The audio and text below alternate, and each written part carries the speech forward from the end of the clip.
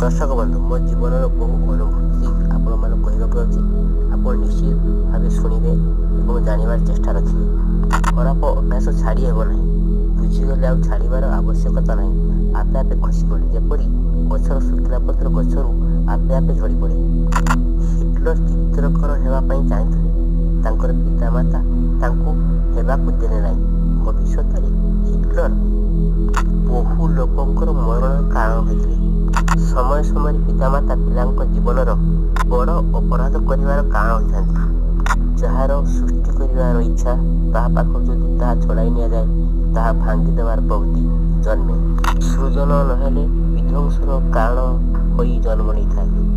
प्रकृति से मानक से साथी जे निजे के निजे स्वयं आपे आपे छिड़ा हुए।